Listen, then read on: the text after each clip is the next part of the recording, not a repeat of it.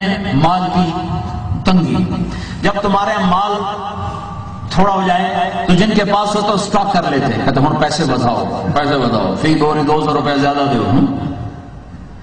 ہائے ہائے، عثمان نے بھی ایک تجارت کی، وہ تھے تھوک کے تاجر، تو پرچون والے آئے، ہاں جی حضرت 1000 اونٹوں پہ سامان تھا، شام سے قافلہ، جی سودا کرو، کہا بولو کیا دو گے؟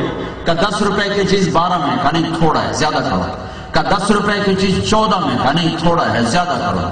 کہا 10 روپے کی چیز 15 میں، کہا نہیں تھوڑا زیادہ کرو، مجھے ریٹ زیادہ لگ چکا ہے۔ کہنے لگے 10 پہ ہم تمہیں 5 روپے نفع دے رہے ہیں، یہ تھوڑا ہے، کس نے زیادہ لگایا؟ کس نے زیادہ لگایا؟ کہنے لگے اللہ تعالیٰ نے۔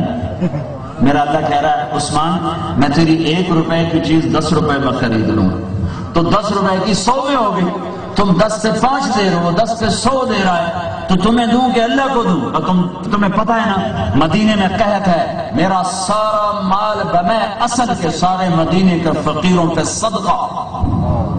عثمان کی تجارت ہو گئی، اور رات کو عبداللہ بن عباس کو خواب آ گیا۔ خواب آیا، کیا خواب آیا؟ کہ اللہ کا نبی سفید گھوڑے پہ سوار، سب پوشاک، انہوں نے لگام پکڑی، یا رسول آپ کہاں جا رہے ہیں؟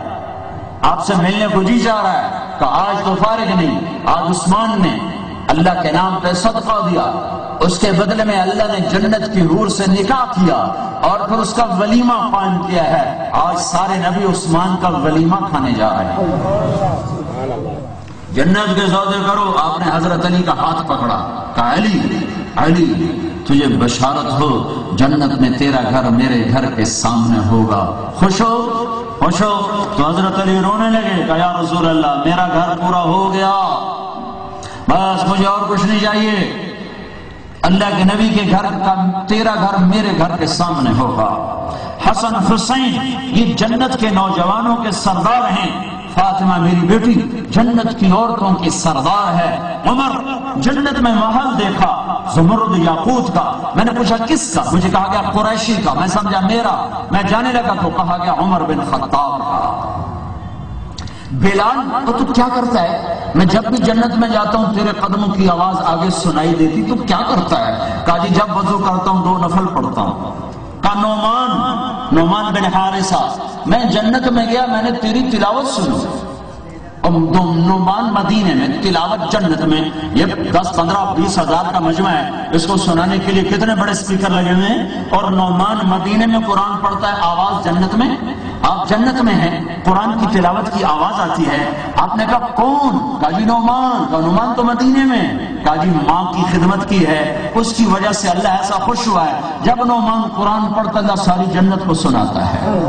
اپنی ماں کی خدمت کر لو، مر گئی تو روتے پھرو گے، پھر لاش کو چمٹ کے کہہ رہا اماں میں نو معافیاں دے چاہ ہے الو، اب کہہ رہا اماں میں نو معافیاں دے چاہ، دنیا میں کہتا بھوک نہیں، چپ کرتے بیٹھ جا، کہ مر گئی میں نو معافیاں دے چاہ۔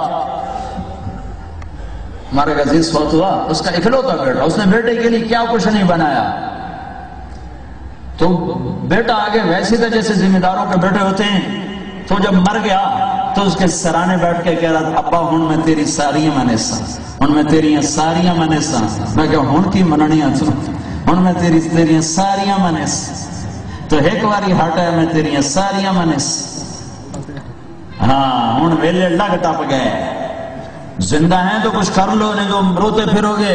میرے نبی نے فرمایا کاش میری ماں زندہ ہوتی، اگر وہ زندہ ہوتی اور میں عشاء کی نماز کے لیے مصلی پہ ہوتا اور میں سورت فاتحہ شروع کر چکا ہوتا اور ادھر سے میرے گھر کا دروازہ کھلتا اور میری ماں کہتی محمد، تو میں نماز توڑ دیتا، میں کہتا جی اماں جان لبیک یا اماں، میں نماز بعد میں پڑھوں گا، پہلے آپ کی سنوں گا۔ ہائے ہائے، جاؤ بکھڑ کی ماں سے پوچھو، اتنے سوراخ ہیں ان کے سینوں میں اولاد کی نافرمانی ہے۔ جاؤ بوڑھے باپ سے پوچھو جو اپنے بچوں سے عزت بچانے کے لیے چھپتا پھر رہا ہے کہ میرا پتر میں وٹ نہ لوے۔ ایک ذمہ دار میرا پڑوسی کہنے لگا میرا بیٹا آگ میں جل رہا ہو تو میں دعا نہیں کروں گا یا اللہ میرے بیٹے کو بچا لے۔ ہے دیہاتوں میں تو علم نہیں ہوتا، پر شہر بھی آج یہی حال ہے. ماں باپ پیسے پڑتے ہیں جیسے کاٹ کھائیں گے. میرے نبی سے پوچھا گیا یا رسول اللہ قیامت کب آئے گی؟ کہا میرے اللہ کو پتا ہے. کہا یا رسول اللہ کوئی نشانی بتا دیں. کہا جب ماؤں کو ذلیل کیا جائے گا قیامت آ جائے گی. جب دکھڑ میں ماں ذلیل ہوگی، جب گجرانوالہ وزیر آباد میں سیالکوٹ میں ماں ذلیل ہوگی، جب گجرات میں ماں ذلیل ہوگی تو رب قیامت کو قائم کر دے گا. میرے نبی نے کہا جس نے اپنے ماں باپ کو ستایا اس پہ اللہ کی لعنت، فرشتوں کی لعنت، زمین آسمان کی لعنت. نہ ان کی نماز قبول ہے، نہ روزہ قبول ہے، نہ صدقہ قبول ہے. راضی کر لو. ہاں اللہ کی نافرمانی کی بات کرے مت مانو، پر بے ادبی پھر بھی نہیں ہے. اخلاق کا جنازہ نکلا ہوا ہے. طلبہ علماء بھی ہیں. میں اپنے گاؤں میں تھا، ہمارے پاس ایک چھوٹا سا غریب 2 ایکڑ ٹوٹل اس کی زمین، اس نے خود رمبی چلا اپنے بچے کو پڑھایا، اپنے گھر کو پالا. 2 ایکڑ میں کیا بچتا ہے؟ سینکڑوں ایکڑ میں گزارا مشکل ہو رہا ہے. تو اس کا بچہ ایک مدرسے سے فارغ التحصیل ہو کر آیا تو کچھ عرصہ گزرا تو اپنے بیٹوں کو میرے پاس لایا. مجھ سے کہنے لگا میاں صاحب، ادھر تو مولوی صاحب تو وہ ہمارا خاندانی ٹائٹل چلتا ہے. کہنے لگا میاں صاحب اے میرا پتر پڑھیا تھا پر ایک کڑیا کوئی نہیں. ان تو پتہ نہیں ماں نال گل میں کرنا، ان تو پتہ نہیں پیو نال گلے میں پتہ نہیں کی پڑھتے آیا. کتنا خوبصورت تجزیہ ایک ان پڑھ آدمی نے کیا. اے میرا پتر پڑھیا تھا پر ایک کڑیا کوئی نہیں. ان ماں پیو نال گل کرن دی تمیز ہی کوئی نہیں. ہائے ہائے ہائے ہائے کیا کروں. اخلاق معاشرت تو نہ کوئی بتاتا ہے، نہ کوئی سنتا، نہ کوئی سناتا ہے. مدرسوں میں بھی سارا زور فقہی مسائل پہ لگ جاتا ہے. اخلاق کے ابواب سوتے سوتے پڑھے جاتے ہیں، سوتے سوتے سنے جاتے ہیں، سوتے سوتے سنائے جاتے ہیں. کیا خبر اخلاق کس چیز کا نام ہے، درگزر کس چیز کا نام ہے، وسعت صدر کس چیز کا نام ہے. مولانا زید الراشدی صاحب اٹھ گئے، میں ان کے سامنے کہنا تھا. وسعت صدر سے ان سارے مولویوں سے کہہ رہا ہوں اپنے بھائی سے سیکھو. کچھ شخص کا قلم کس اعتدال سے چلتا ہے، کس وسعت صدر سے اللہ نے اس کو نوازا ہے. پوری دنیا میں شاید انگلیوں پہ گنے جانوں میں سے ایک آدمی زاہد الراشدی ہو جس سے اختلاف کرنے کا سلیقہ ہے. ہمارے مولویوں کو اختلاف ہو جائے تو گلے پکڑنے پہ آ جاتے، مارنے پہ آ جاتے کہ جیسے بس ہم ہی صحیح ہیں باقی سارے غلط. میں ان کے قلم کو سلام کرتا ہوں کہ مخالف سے مخالف آدمی ان کی تحریر پڑھے گا تو کہے گا کہ یہ شخص ناصح امین ہے، یہ میری خیر خواہی میں لکھ رہا ہے، یہ میرا دشمن نہیں.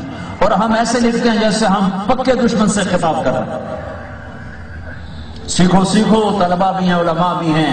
وسعت صدر سیکھو، اخلاق سیکھو، درگزر سیکھو، رائے کے اختلاف کو برداشت کرنا سیکھو. عجب اس شخص کا قلم ہے، عجب قلم ہے. اس امت میں اختلاف باقی رہے گا، کبھی نہیں مٹ سکتا. میرے نبی نے دعا مانگی تھی یا اللہ ان پہ کوئی ظالم آ کے مٹانا دے. اللہ نے کہا قبول. یا اللہ ان پر کوئی آسمانی عذاب ایسا نہ آئے کہ انہیں مٹا دے. قبول.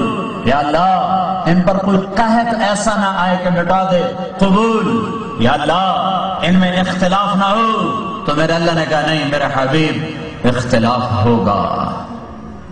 جب یہ چیز ہے کہ یہ ہوگا تو شریعت نے حدود بھی بتائی ہیں، اس کا طریقہ بھی بتایا ہے، اس کا راستہ بھی بتایا ہے.